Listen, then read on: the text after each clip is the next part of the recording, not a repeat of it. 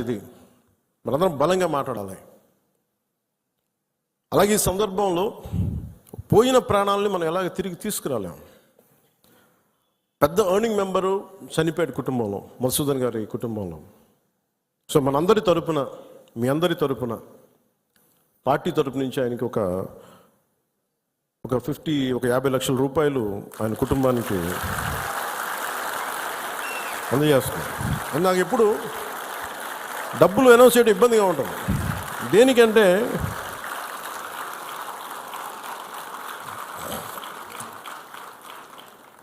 దేనికంటే మనిషి ప్రాణాలకు విలువ కట్టడం నాకు ఇష్టం ఉండదు. కానీ కొన్ని సందర్భాల్లో అది చిన్నపాటి ఊతం అవుద్ది అంతే. పిల్లల చదువులకు కావచ్చు, ఇంకోటి కావచ్చు. ఇవన్నీ కాకుండా మధుసూదన్ గారి కుటుంబానికి, వారి కుటుంబ సభ్యులందరికీ ఈ సందర్భంగా నేను ఒకటే విన్నవించుకుంటున్నాను. మీకు ఏ కష్టం వచ్చినా సరే మేము ఉన్నాం. మేము మీతో ఉన్నాం.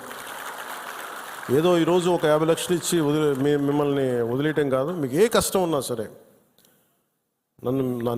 వాళ్ళకి మన పేషెంట్ నెంబర్స్ కూడా ఇచ్చాను. Any time you can reach out. మీకు ఏది అవసరం ఉన్నా. ఎందుకంటే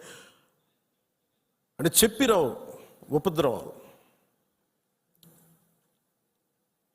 అని నాకు ఏమనిపించిందంటే, ఆ పిల్లోడిని మాట్లాడుతుంటే, మధుసూదన్ గారి కొడుకుని చూస్తుంటే ఒక్క సంఘటనకి పెద్దోడు అయిపోయాడు అబ్బాయి. 10 ఏళ్ళు ఏజ్ వచ్చేసింది. 10 ఏళ్ళు ఎంత ఉంటాయి అంతే, 10-11 ఉంటాయి అంతే. ఒక 20 ఏళ్ళ కుర్రోడు ఎలా మాట్లాడుతాడో అలా మాట్లాడుతున్నాడు అబ్బాయి.